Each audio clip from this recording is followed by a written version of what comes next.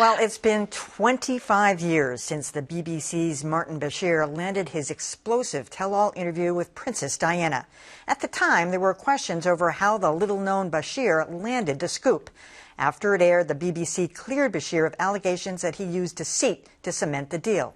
But now, both Bashir and the BBC are back under the microscope. It was Diana's brother, Earl Spencer, who negotiated the interview with Princess Diana. The get of a lifetime for Martin Bashir. But it was subsequently reported that you suffered bulimia. Is that true? Yes, I did. I had bulimia for a number of years. And that's like a secret disease you inflicted upon yourself. It was a bombshell interview, and at the time, people wondered how Bashir got it. There are all the journalists in the whole of the UK and around the world who wanted this interview. And Earl Spencer said that I'm going to speak to Martin Bashir, this young, desperately trying to get ahead journalist. But apparently Bashir got the interview using a ploy, calling on then BBC graphic designer Matt Fiedler to help him out. Martin asked me to make up a couple of bank statements that he needed the following day.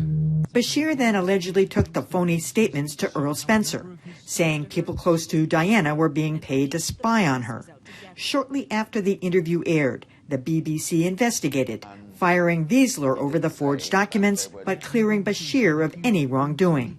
Now the question is whether that was a BBC cover-up. The allegation is that they were more concerned about protecting the integrity of that scoop rather than the integrity of their news organisation. As for Martin Bashir, he's been unavailable for comment. He says he's had COVID and can't agree to speak, but he was spotted by a photographer last Sunday when he went down to the local takeaway to pick up some Indian and a bottle of wine. So he didn't look too bad. A good old British scandal with a COVID twist. Well, Callie, this is a good diversion from COVID and election fraud, but honestly, it's a serious issue because if the BBC did realize at the time that Martin Bashir had those documents forged, Bashir claims, well, they weren't really a forgery. They were actually exact duplicates, replica of bank statements that I saw, but I didn't have the real documents, so I had Matt Fiedler make them up for me. But it sounds like there's a little bit more to it, that the BBC realized all along that there was deceit involved, and they were just desperate to hang on to that interview. I totally agree, and this is a bad look all around. It also besmirches really good entertainment. Reporters. There are reporters who do their work in the entertainment arena and legitimately get scoops for that. And this is, from the beginning, I wondered, how did Martin Bashir, I mean, I hadn't heard of the guy before, and that didn't mean anything particularly, but not only did he get this interview, but it made his career. Based on that interview, he was able to shoot to the top with money and prestige, and he has a whole host of awards for journalism. Let's start there. Based on now what there are some indications that it's a false, it was trumped up. It's terrible. So I hope the BBC will step forward and take the medicine, because this is not good. I don't care if it was 29 years ago, 50 years ago. Clean it up. This is one of those stories. I don't know what to think. This wasn't something that I would have paid too much attention to. The British press, of course, are notorious or famous for using rather unique, so to speak, methods of getting it. The whole phone tapping thing that went on a few years ago is one. So I don't know who's in the wrong here. I tend to be skeptical of somebody who kind of finds the truth 29 years later on and has something very much to try to gain from it.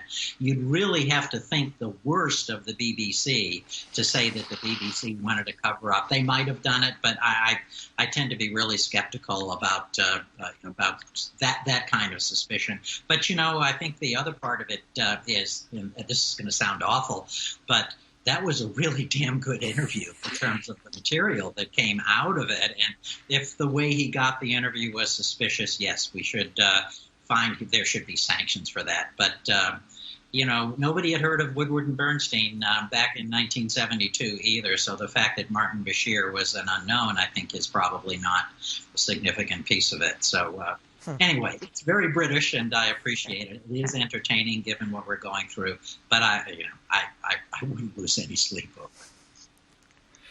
Martin Bashir had apparently also used deceit in getting all kinds of access to Michael Jackson. And I was fascinated to see that his current job at the BBC is religion editor. And you wonder what sort of subterfuges he's thought of to try to get interviews with the Pope and the Dalai Lama. More seriously, the BBC is an example of a great and really well-funded public media operation. They have resources available to them that public media in this country just doesn't have. And it's really the leading news organization in the UK.